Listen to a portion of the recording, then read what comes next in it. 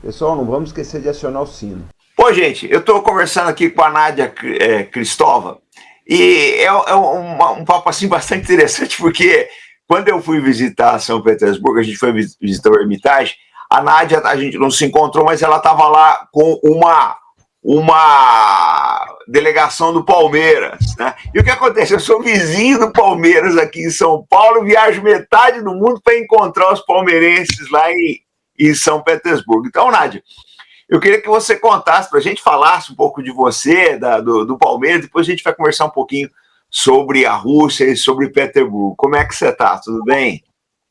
Sim, olá, bom dia, eu estou bem. Está me ouvindo bem? Estou ouvindo bem, pode falar. Então, eu já há 3 anos que trabalho com esse campeonato que organizam em São Petersburgo. É campeonato de futebol para crianças e a ideia do campeonato é trazer para o mundo como a beleza da Rússia para as crianças com essa idade de 12, 13 anos, que os psicólogos dizem que é uma idade bem sensível, que se você viajou a algum lugar com essa idade, você vai lembrar toda a vida. E por isso, eles escolheram essa idade e convidam os jogadores jovens de diferentes países. E, por exemplo, esses anos estão convidando muito também países da América Latina, da Argentina e países da Ásia, como Irã e Turquia, e também outros países que estão perto da Rússia, Bielorrússia, Sérvia. E então é um campeonato bem interessante. Os meninos gostam de se conhecer e brincar juntos. E então eu estou muito feliz para trabalhar nesse campeonato. Ô, Nádia, mas o que as crianças acharam aí de Petersburgo, da Rússia, do Hermitage? Como é que você sentiu assim? Porque eu não tive muito tempo de conversar com os meninos. Estava corrido para mim. Mas o que eles acharam? O que você sentiu na criança?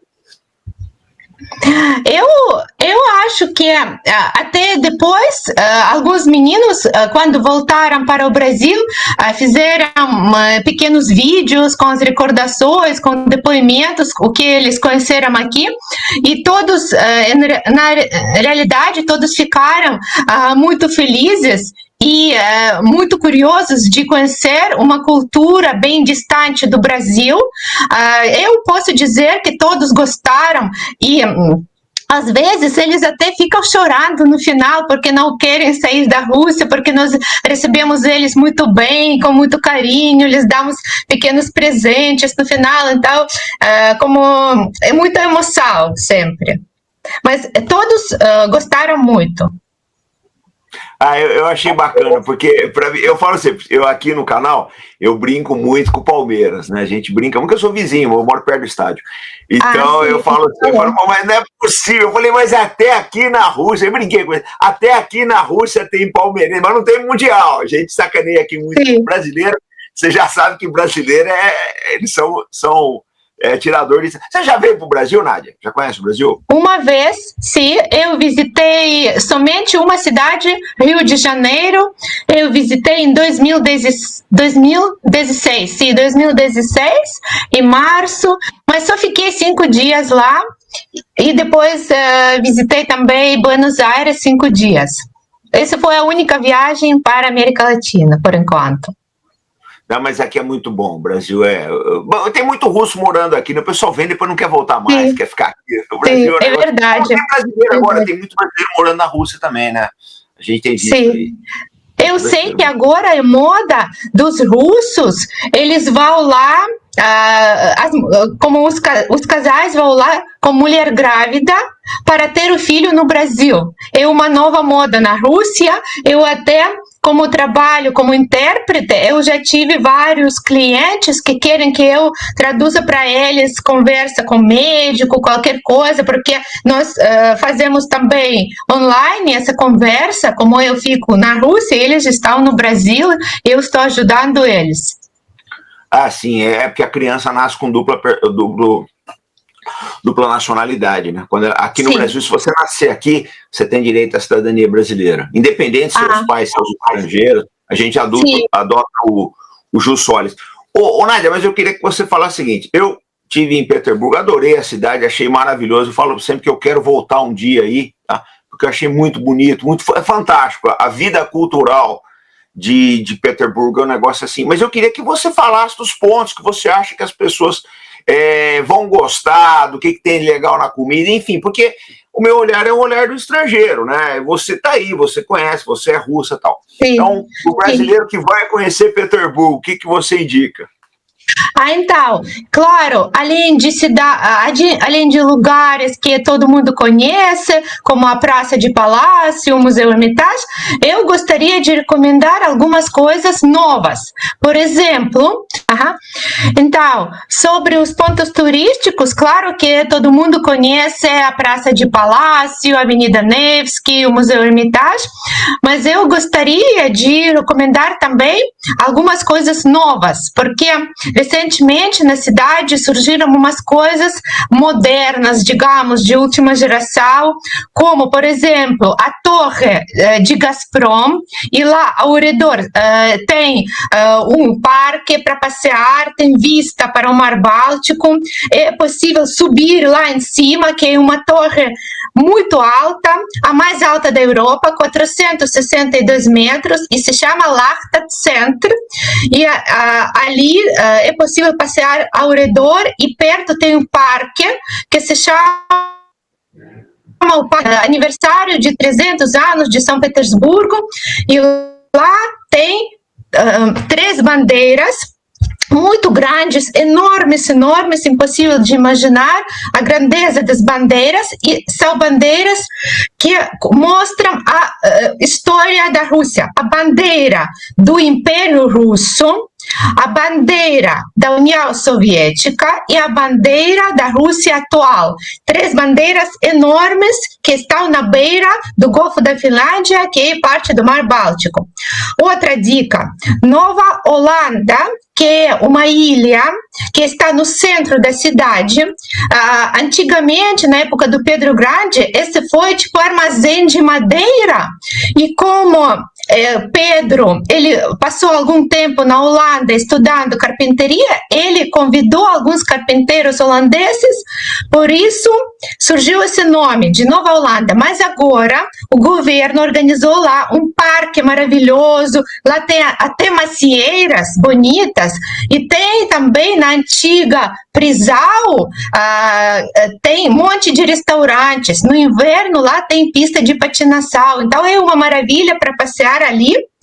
E outra dica se chama Sefkabelport, é um lugar onde havia a antiga fábrica de cabos, mas agora organizaram centro de exposições modernas e também está na beira do mar. É muito bonito, dá para ver todo o panorama, eu recomendo.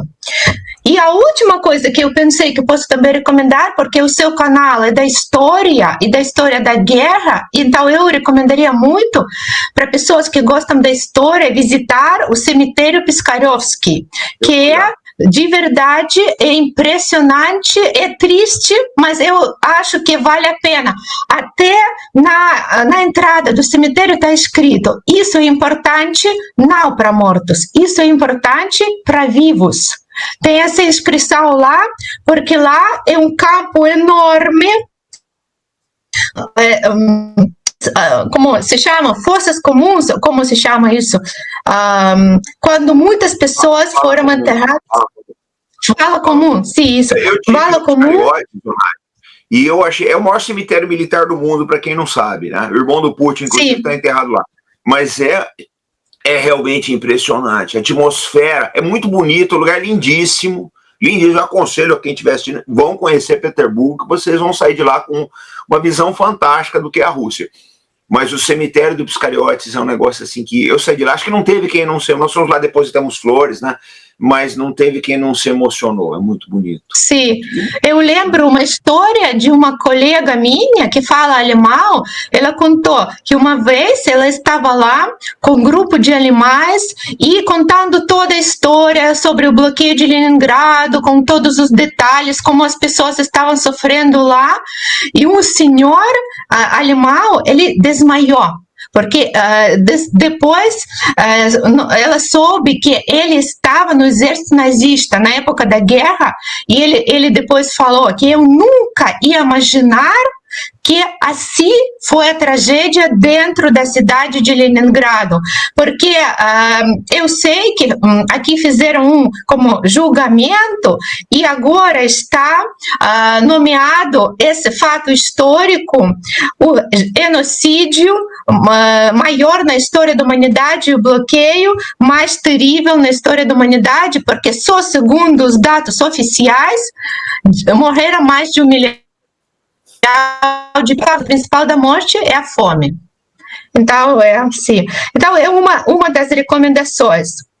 E sobre os museus, claro, eu adoro o Museu Hermitage, porque eu acho que não existe pessoa que não vai gostar, porque ela tem coisas para todos os gostos. Se você gosta de luxo, de salas bonitas, lá tem. Se você gosta da história, também tem retratos de todos os generais.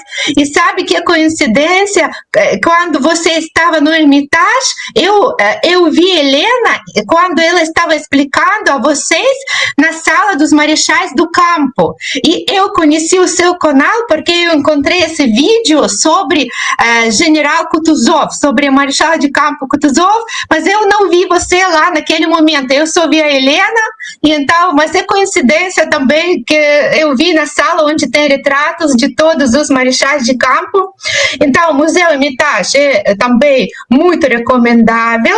E outra coisa eu acho interessante, existe uma mansão em São Petersburgo que se chama Mansão Rumiantsev, é um palácio, e lá tem 2 museus também relacionados com a história de São Petersburgo, Leningrado. É um museu de apartamentos comunitários, onde você pode ver como viviam as famílias na época socialista, no apartamento antigamente pertencente à família nobre, mas depois dividido em pequenos quartos, com um corredor infinito, onde compartilhavam o mesmo banheiro, a mesma cozinha, 3, 4, 5, ou não sei, até 10 famílias. Então existe este verdadeiro apartamento coletivo, comunitário, nesse mansão de Rumiantsev.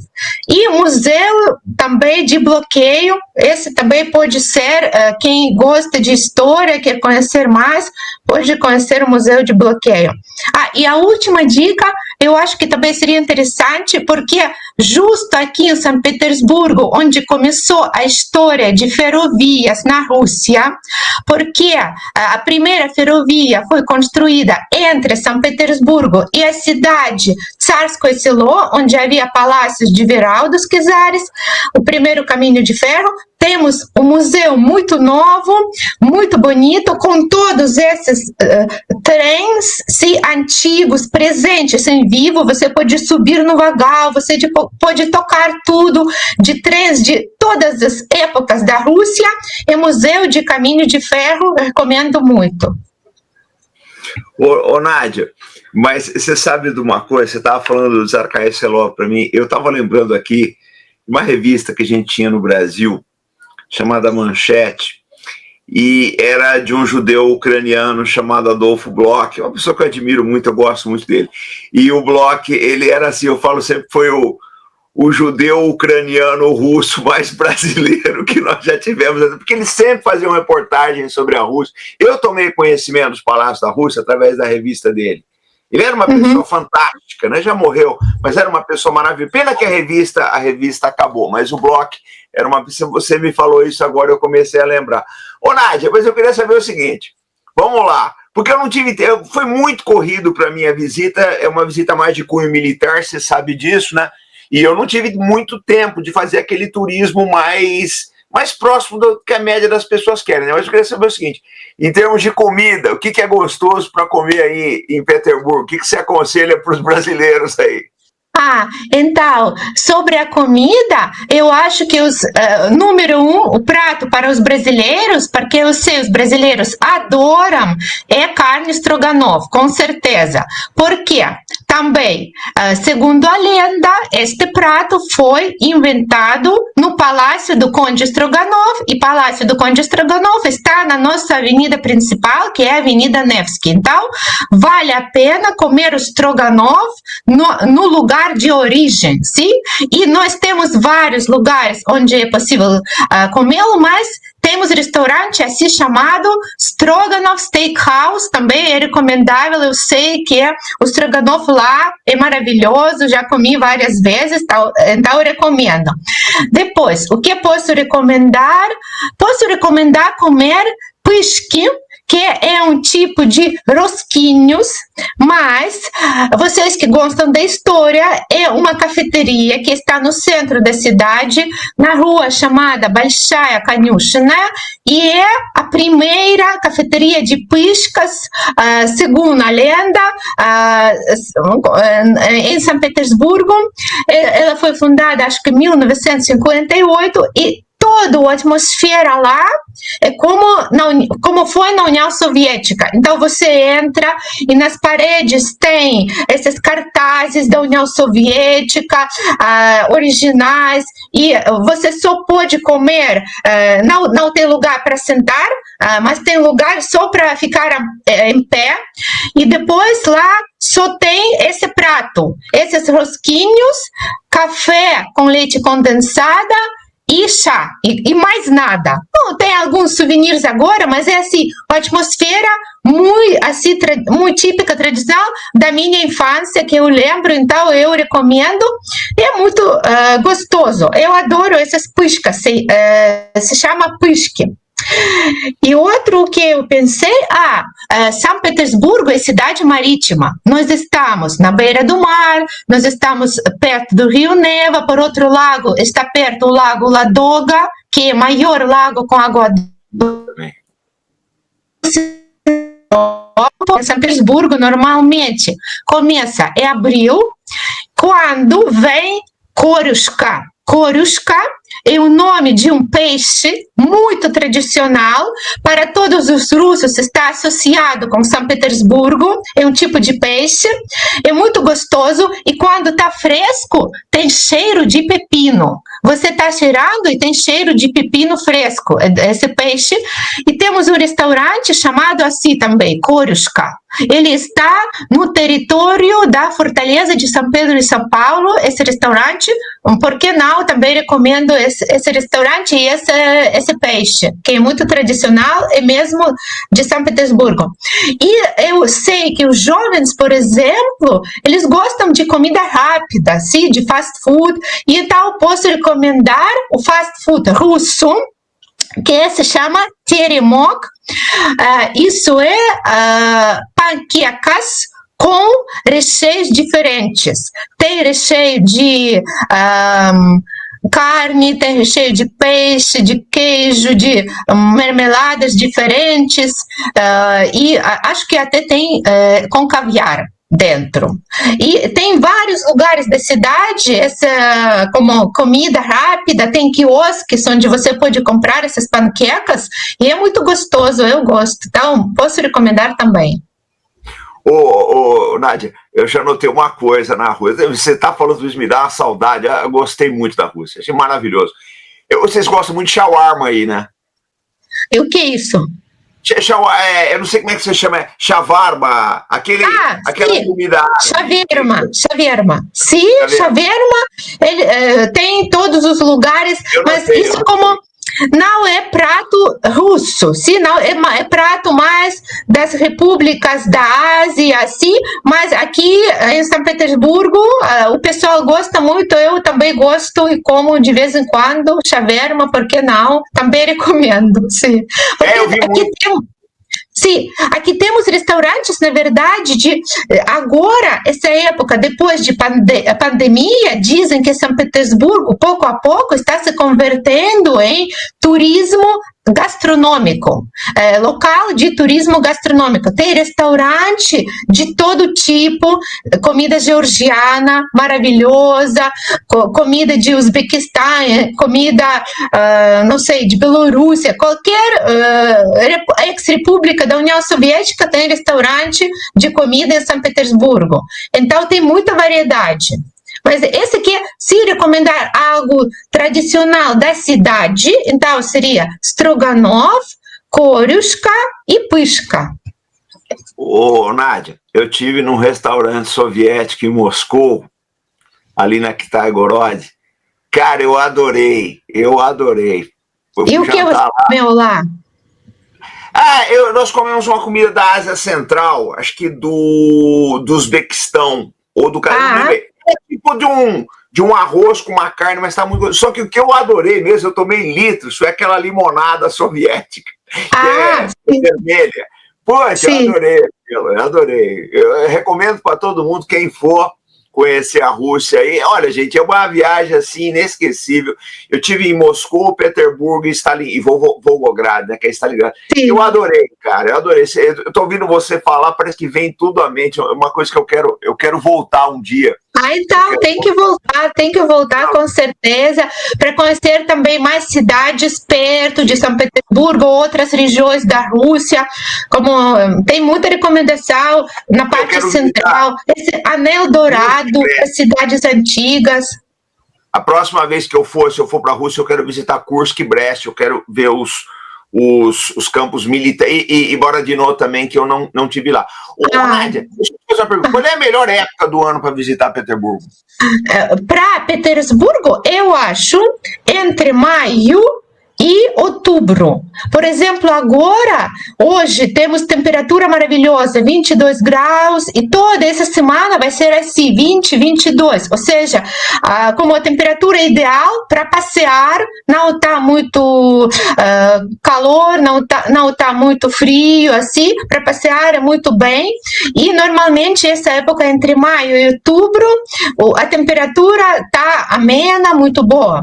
Mas, às vezes, os brasileiros gostam muito de ver a neve. Claro que essa época não temos neve, mas se vocês querem ver a neve, eu recomendo vir em março, porque em dezembro, quando é a época do Natal, assim, tá todo muito bonito, tá todo muito assim decorado, mas é muita escuridão, porque escurece muito cedo, já às 3 da tarde já começa a escurecer, então é um pouco difícil, falta da luz. E em março já começa o dia a ficar mais longo, mas ainda tem neve e é possível aproveitar, mas tem um pouco de sol, um pouco de luz, porque pelo contrário, em junho temos esse período de noites brancas, sim? Claro, é uma época muito romântica e temos essa festa que se chama as velas escarlata, é quando a festa de formatura dos jovens, e vem esse barco no Rio Neva com velas de cor vermelha, assim, é muito bonito, só que para turista é difícil ter acesso a essa festa, porque é fechado só para jovens que terminaram a escola esse ano, eles têm um convite especial, por isso, como pode vir, mas não tem certeza que vocês vão poder assistir esse show no Rio Neva, só de longe. Tá, outra coisa também interessante, Nádia, que eu queria saber para a gente esclarecer o público brasileiro, em termos de souvenir. Então, a pessoa que vai visitar Petersburgo, né, quer trazer um presente para os amigos. O que você aconselha aí? O que tem de legal de presente que o pessoal comprar para trazer para os amigos? Sabe, claro que nós temos todo tipo de souvenirs e temos matrioshkas que todo mundo conhece, temos esses lenços bonitos, coloridos, com flores, muita variedade de lenços também, são muito recomendáveis, mas eu gostaria de falar, por exemplo, sobre os gatos, porque em São Petersburgo tem um monte de lugares e cada loja de souvenir sempre tem as coisas relacionadas com gatos. Por quê? Porque eu acho, como o nosso clima aqui é muita umidade, chovendo o tempo todo, e as pessoas preferem ter em casa mais gatos que cachorro. Não é o meu caso, eu tenho uma cachorrinha aqui. E então, tem muitos souvenirs com gatos, porque também na história nós tínhamos várias histórias relacionadas com gatos. Por exemplo, o Museu Hermitage, não sei se é o único no mundo, mas tem funcionários gatos no museu. E tem uma parte de orçamento do museu que gastam só com gatos que moram lá mesmo, no porão do museu. E por isso, cada ano, no Hermitage, tem uma festa chamada Dia do Gato do Hermitage.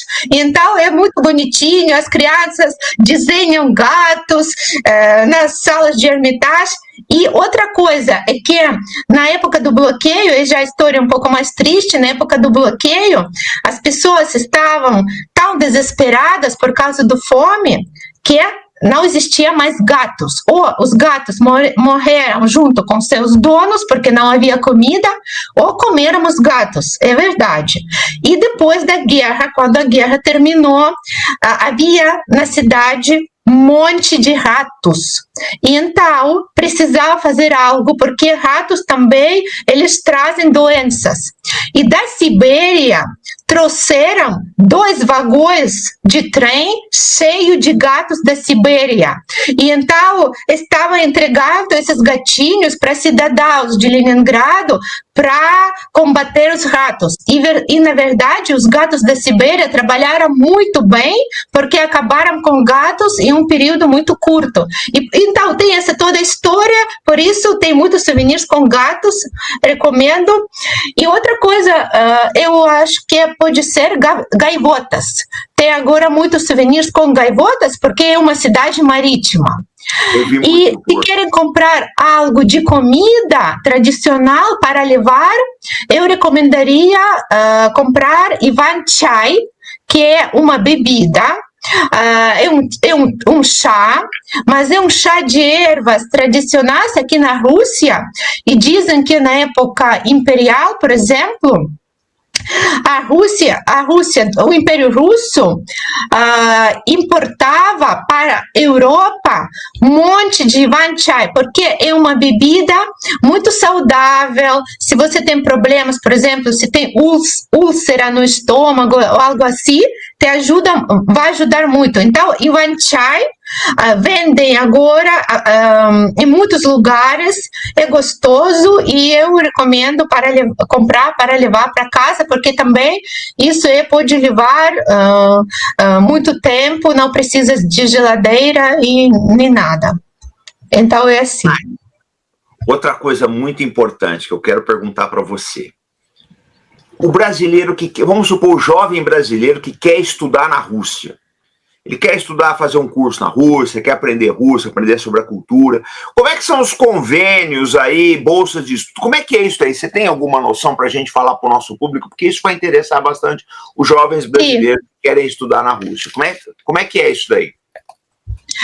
Então, eu sei que ultimamente eu até conheci alguns brasileiros que já vieram para a Rússia ou estão vindo agora. Por exemplo, eu conheci o Tobias, que agora está estudando aqui na universidade, e ele é de São Paulo, e ele é um dos funcionários, é historiador de Museu de Lázaro Segal, em São Paulo, e ele conseguiu ter a bolsa de estudos do governo russo, e está estudando aqui de graça, e também está vivendo numa casa residencial dos estudantes aqui. Até posso mandar uma entrevista que ele fez faz pouco, e lá ele está contando todos os detalhes. Então tem que procurar, que existe isso. E agora eu sei que um dos meus turistas, que se chama Bruno, ele gostou tanto da Rússia, ele veio faz um ano, e agora com sua mulher janeiro ele vem para estudar para Moscou. Ele também, a mulher dele ganhou uma bolsa. Não tenho todos os detalhes, mas depois posso dar os contatos deles para você, se quiser, pode entrevistar eles, porque eles me mandaram mensagens que vão chegar na semana que vem. Já estão chegando de São Paulo para Moscou. E eles também moram em algum lugar perto de Palmeiras, então são seus vizinhos. Sim. Mas o pessoal consegue através das entidades diplomáticas da Rússia aqui no Brasil esse contato? Eu acho que tem que entrar no site da universidade e também tem que entrar no site, acho que da Embaixada do Brasil, mas eu não tenho. Eu posso dar os contatos dessas pessoas, dos brasileiros que já conseguiram. E um que eu conheço já está estudando aqui segundo ano, ele está fazendo um mestrado aqui, e outros vão vir agora. Agora, na semana que vem, ele já está vindo para Moscou. Tá. Ô, Nádia, depois se você puder me enviar esses dados, claro, a gente sim, eu vou mandar, e você pode falar com eles. Até o Tobias, ele é o seu seguidor, ele também é historiador, então ele seria feliz conversar com você. Não, pode mandar o contato. Sim, eu vou mandar, claro, com certeza. Ô, Nádia, então, eu queria saber o seguinte, né? O microfone é seu para você dizer assim, você fazer o encerramento, dizer o que você quer falar para os brasileiros aqui. A gente quer te trazer outras vezes aqui, porque além de falar português muito bem, você é uma pessoa que conhece a Rússia, que gosta do Brasil, né? Eu não sei se você torce para o Palmeiras, né? Aí eu não vou falar nada.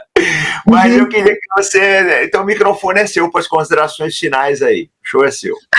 Sim, muito obrigada, comandante, pelo convite. Na verdade, eu estou muito feliz porque nem nunca ia imaginar que vou assim conversar com você. É uma coincidência, presente de Deus assim na minha vida, como aconteceu também, como quando eu comecei a aprender português, porque esse também é uma coincidência que na minha infância, que eu nasci na União Soviética.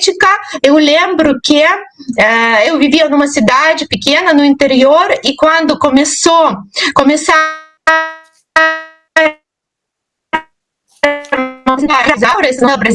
as ruas de verdade ficaram vazias, porque todo mundo queria conhecer como vai ser a história da Isaura.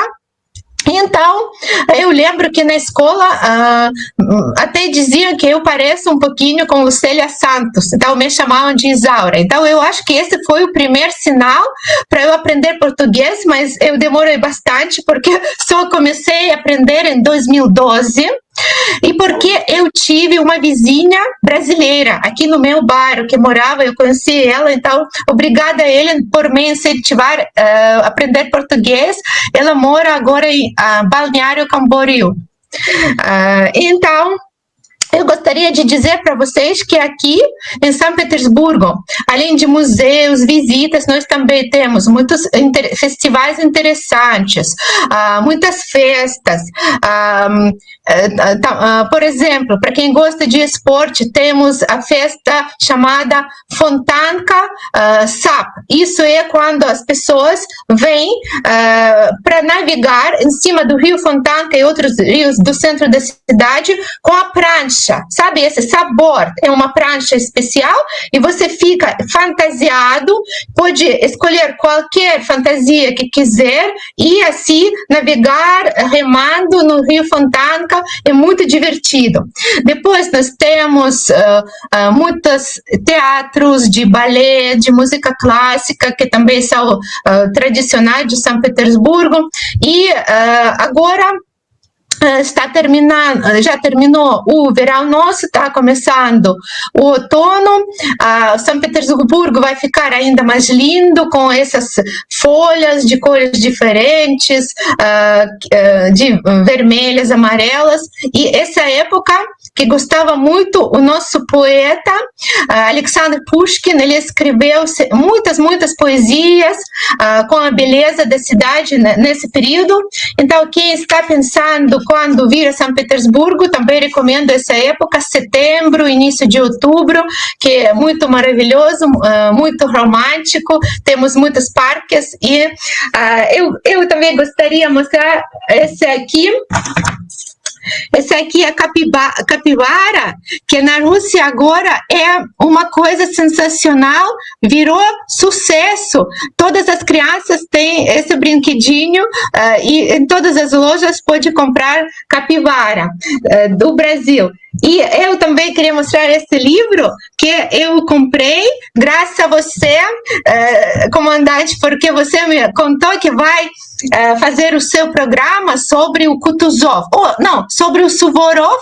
Então esse livro é assim de tamanho, é muito assim espesso, muito grande, já li quase a metade, e então está contando toda a história do Suvorov, e o nome do livro é Invicto, Invencível. É sobre a história desse general.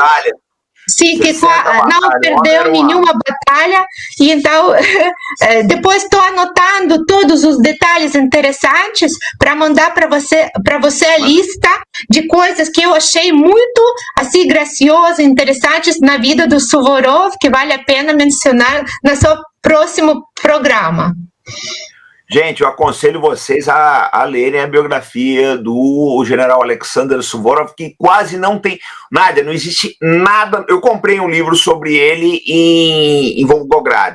Não tem nada no Ocidente. Eu falo sempre, o Ocidente sabe metade da história militar. Quem visita o Museu de Artilharia aí de Petersburgo, que eu fiquei impressionado, eu nunca vi tanta artilharia na minha vida. Sim, é verdade. Eu falo sempre, pessoal, vão conhecer a Rússia, vocês vão voltar lá com outra visão do que é a ciência militar.